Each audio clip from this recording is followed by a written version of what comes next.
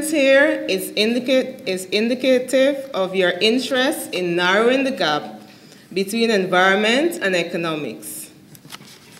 As you would concur, achieving sustainable development calls for a coherent and synergistic approach at all levels. Moreover, the involvement of the business community is vital to Guyana achieving the 2030 Sustainable Development Goals.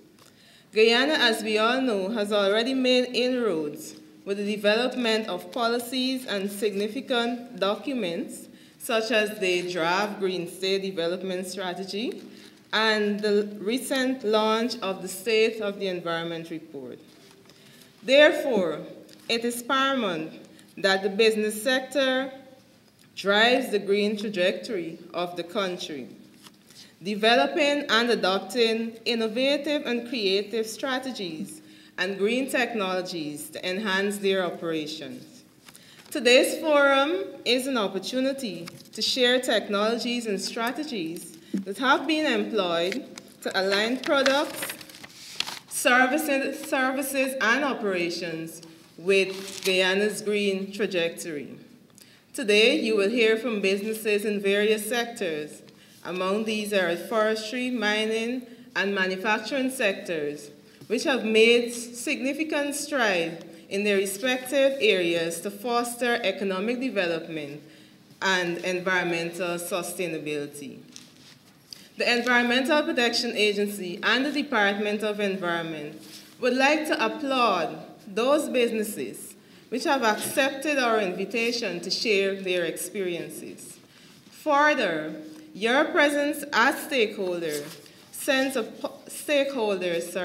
a positive signal as to the future of Guyana's economy. With these brief words of introduction, I wish you a prolific experience today, and I would invite the first speaker, Mr. Kemraj Parasram, to deliver brief remarks on behalf of the agency. Mr. Parasram has a background in natural resources management, focusing primarily on marine governance.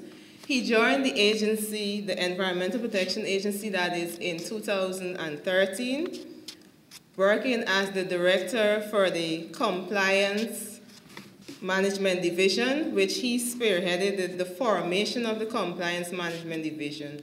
Prior to that, Mr. Parasram worked in academia and as a consultant in marine resources in the wider Caribbean. Ladies and gentlemen, let's make welcome Mr. Kemraj Parasram. It is my distinct pleasure to welcome and have you all join with us in our continued celebration of World Environment Day 2017, with its theme, Connecting People to Nature, through this this event this morning, the Green Business Forum. I want to start my remarks this morning by answering the question, what's the purpose of this Green Business Forum? And how is it in keeping with the World Environment Day theme this year? I will begin with the latter first. This year's World Environment Day theme is all about connecting people to nature. That means encouraging people to get outdoors and appreciate the beauty of the planet, and in a bid to showcase the importance of protecting it for future generations. Around the world on June 5th and beyond, people planted trees, cleaned up their neighborhoods, and took action against wildlife crimes. The day itself was and is all about raising awareness about nature and the importance of protecting it. Permit me to read this excerpt from the World Environment Day website, and quote, "In recent decades, scientific advances as well as growing environmental problems such as global warming are helping us to understand the countless ways in which natural systems support our own prosperity and well-being. For example, the world's oceans, forests, and soils act as vast stores for greenhouse gases such as carbon dioxide and methane. Farmers and fisherfolk harness nature on land and underwater to provide us with food. Scientists develop medicines using genetic material drawn from the millions of species that make up Earth's astounding biological diversity. Billions of rural people around the world spend every working day connected to nature and appreciate well their dependence on natural water supplies and how nature provides their livelihoods in the form of fertile soil. They are among the first to suffer when ecosystems are threatened, whether by pollution, climate change, or overexploitation. Nature's gifts are often hard to value in monetary terms. Like clean air, they are often taken for granted, at least until it becomes scarce. However, economists are developing ways to measure multi-trillion-dollar worth of many so-called ecosystem services, from insects pollinating fruit trees in the orchards of California to the leisure, health, and spiritual benefits of a hike up Himalayan valley, unquote. While not implicit, the statement above highlights the fact that all our economic activities have some amount of dependency or connections to the environment and natural resources, some perhaps more than others. And so in answering the question about the purpose of this event, the Environmental Protection Agency, this very first Green Business Forum, is an affirmation that we recognize that green business development is crucial for achieving environmentally sustainable growth and places special emphasis on the importance of green business in undeserved areas such as pollution, water and land resources degradation, and biodiversity loss. This is a prime opportunity for businesses and private sector investors to be more engaged, coupled with technologies, innovation, research, and knowledge, all of which can serve as important engines for a green growth pathway for Guyana. This event, therefore, sought to bring together all of you, business practitioners, professionals, financial institutions, government officials, civil society stakeholders, national and international experts, and other stakeholders to share knowledge and identify avenues for promoting green business solutions in Guyana. The forum today, and as it grows into the future, perhaps as an annual event, at least it's our intention, will provide a platform for knowledge sharing and lessons learned on the best policies, practices, incentives, institutional arrangements, and financing modalities that can best support green business development in Guyana.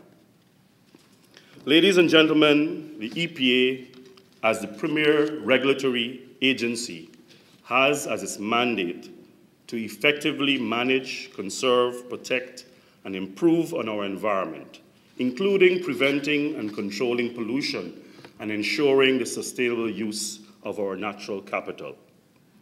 This mandate does not indicate in any way that economic activities and the environment are mutually exclusive.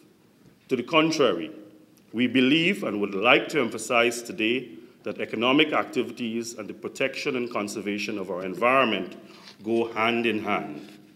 We can find a balance, and we do not have to choose between the two. I believe we, the EPA, together with you as stakeholders, can do the job of sustaining our natural resources and protecting our environment, whilst also respecting the economic growth and the jobs our nation and people need. As you all are aware, sustainability is the backbone of business. This has always been true, and for largely obvious reasons. In today's society, what exactly do we have in mind when referring to sustainability? Undoubtedly, it's economic, social, and environment related. Economic, social, and environmental sustainability are closely linked in several ways and will become so increasingly.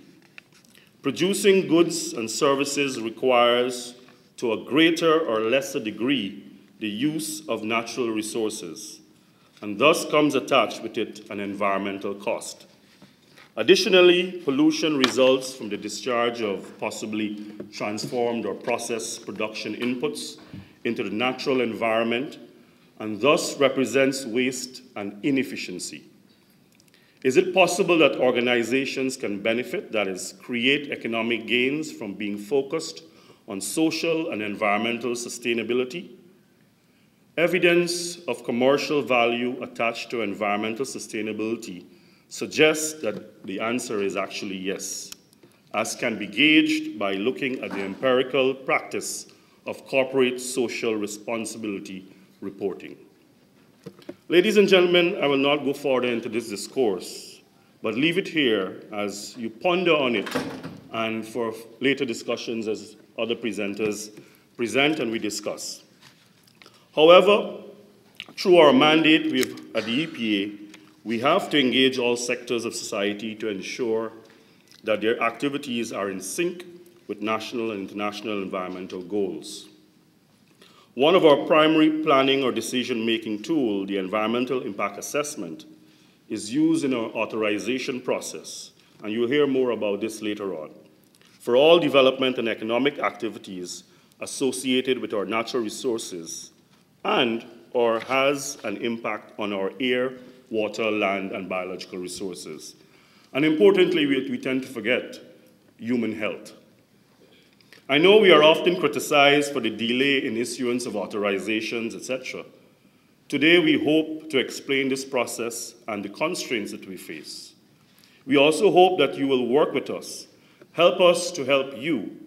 We intend to develop and implement a strategic program that aims to help you understand and comply with the regulatory obligations. I believe that the regulated community ought to know what's expected of them so they can plan and allocate resources to comply. That's really our responsibility as a regulator. We have also reorganized recently under the Department of the Environment, guidance from the Department of Environment. Our technical program areas have been reorganized to adequately respond to the Green Development Agenda and to be proactive and client-oriented in the services we provide. We are all partners, and I believe we can work together to ensure sustainable development and successful implementation of the Green State Development Strategy, which again, you will hear more about later on. So with these few words, I want to encourage full participation and open and frank discussions, and I wish a successful forum today. I want to also recommend that this just does not be another talk shop, but we should strive for some tangible outcomes at the end of this session. And these outcomes is what I think we can work together on achieving. So I thank you. Thank you, Mr. Parstrom, Executive Director, Acting Environmental Protection Agency. We live in a society where more often than not, people look for opportunities. But it was Chris Grosser who said, opportunities don't happen, you create them.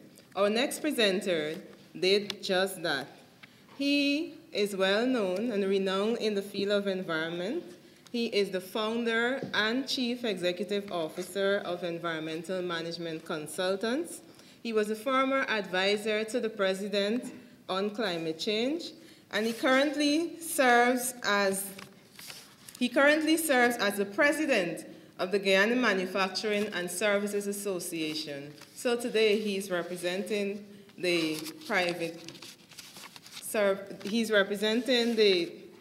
business community. Ladies and gentlemen, let's make welcome Mr. Sham. Ladies and gentlemen, a pleasant good morning. First of all, I would like to thank the organizers for inviting me to speak here today. It is indeed an honor to join this discussion, and I hope that today's event will make visible in a very public way something that I believe many of us have believed for a long time. And that is that our country has unparalleled opportunities for green business development, and that we have immense potential to be green business leaders and not just followers. And so, from the start of today's proceedings, I want to make it very clear that the organizations I am speaking on behalf of today, the Guyana Manufacturing and Services Association and the Private Sector Commission, we want to be active partners in this effort to realize the immense potential for green business opportunities in Guyana.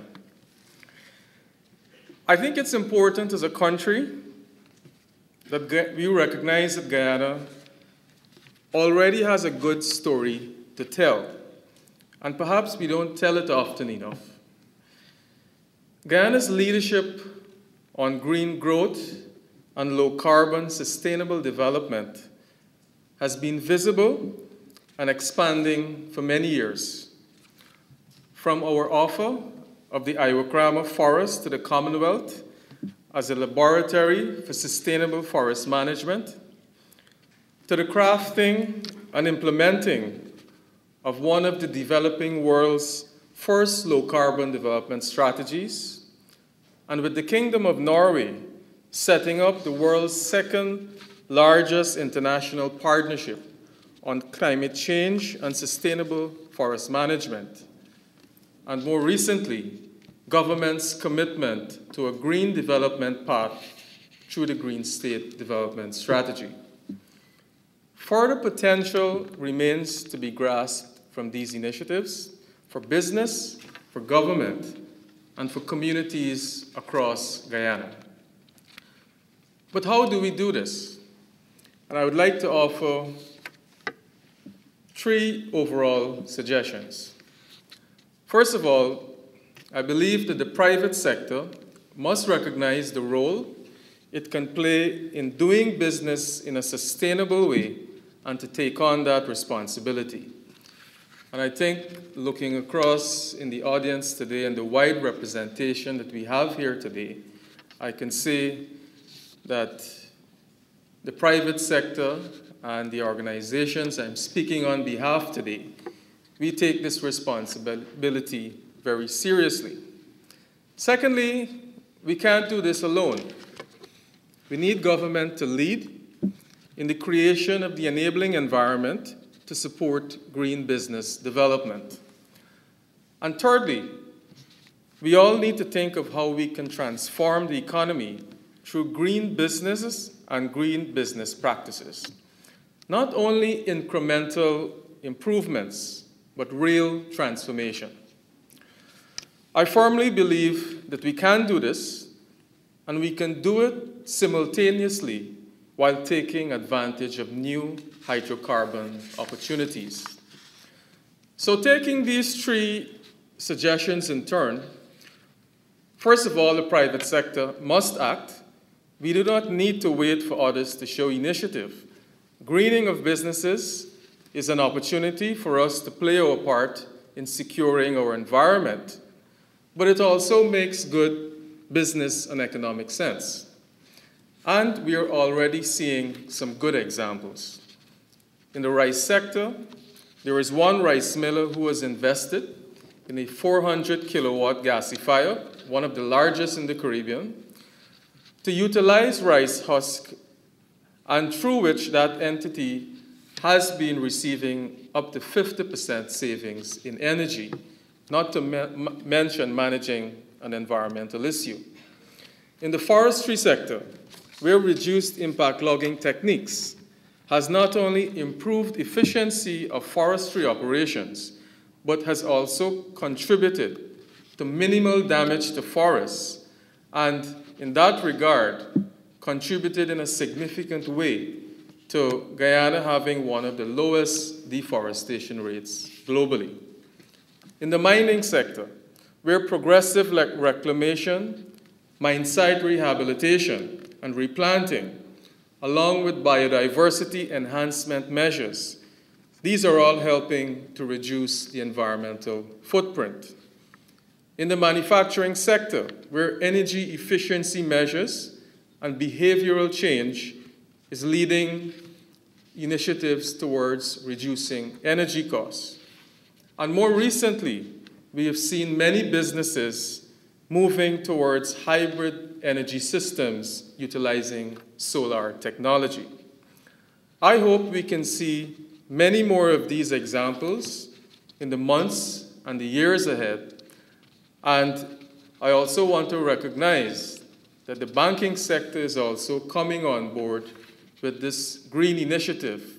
And I believe later today we will see a presentation from that sector. My second point is to emphasize that while the private sector can and should make progress on its own initiatives, our ability to deliver sustainable development outcomes can be elevated through the right kind of enabling environment and, crucially, through public-private partnerships. Many of our country's exciting economic development sectors were outlined originally in the National Development Strategy and subsequently in the National Competitiveness Strategy. The Low Carbon Development Strategy drew on these to set out several low carbon growth areas, and one of these being business process outsourcing. Through a combination of policy, public-private partnerships, we have seen tremendous growth in the business process outsourcing sector, with international operators investing and creating thousands of jobs. Earlier this week, one of the pioneer investors in this sector expanded its operation to create many more jobs. This shows that it is possible for key sectors that we recognize today as green growth sectors to be transformed in a relatively short period of time if the enabling environment is there to encourage investment. Government has expressed its intention to continue this theme of developing green economic sectors and to support initiatives in this regard. The GMSA and the PSC, we look forward to this and we stand ready to play our part. Of environmental management. She is well poised with a wealth of knowledge, technical skills, and expertise to address not only the threats, but help to provide the enabling environment for plausible solutions to some of our issues. Ladies and gentlemen, she is the Director of the Department of Environment, Ministry of the Presidency. Please welcome Ms. Ndidi Schreiers. First of all, let me express my profound happiness at being here to celebrate with the EPA and with all of the hardworking staff of the EPA, this first in what I hope to be a yearly Green Business Forum. I am also very happy that we have on the program Ms. Adriana Zacharias from UN Environment. UN Environment, as you are aware, ladies and gentlemen, is working with the government of Guyana, providing technical support to us on the elaboration and development of our national development strategy for the next 15 years, the Green State Development Strategy. I am also very pleased, of course, to be in the company of an esteemed group of Guyanese, the private sector. The private sector is an important stakeholder group which is central to Guyana's development and improving the lives of all Guyanese. For a very long time now, ladies and gentlemen, Guyana has been described as a country of both potential and promise. We even have the statistics to back that up. I want to go a bit into the stats. The second highest percentage of rainforest cover in the world, rich biodiversity, home to some of the world's rarest flora and fauna, significant reserves of fresh water, a mix of renewable energy resources, including solar, wind, hydro, biomass, that can guarantee an industrial revolution, bountiful supplies of minerals and hydrocarbon resources, fortunate position of location outside of the hurricane belt, and an educated workforce. That description really cannot be countered.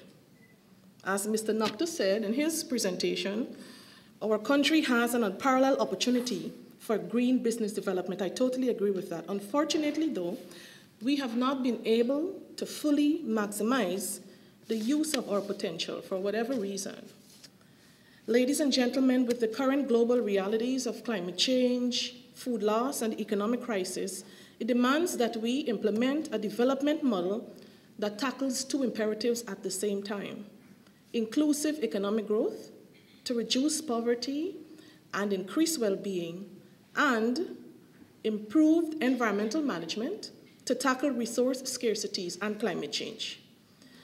With this knowledge, the government of Guyana has made an important policy decision to develop the country along a pathway that has a low carbon footprint, is people-centered, preserves the environment, and sustainably utilizes our natural resources so that future generations could benefit from them as well. This pathway, which is currently articulated in the framework document of our Green State Development Strategy, will positively transform our economy by helping us to maximize our potential, help us to develop adequate infrastructure to utilize our renewable energy resources. It will certify that we can sustainably develop our economy through the protection and conservation of our biological resources. It will safeguard our competitiveness on the international stage. And it's also an advocate for green businesses like yours with consideration for sustainability and conservation. One of the central themes, ladies and gentlemen, of the Green State Development Strategy is green and inclusive structural transformation of our productive sectors. This will ultimately result in economic diversification, the creation of jobs, and a reduction in poverty through, and among other initiatives, the production of higher value-added goods and services, greater resource productivity, improved environmental services, and a minimization of our vulnerability to external shocks, such as climate change.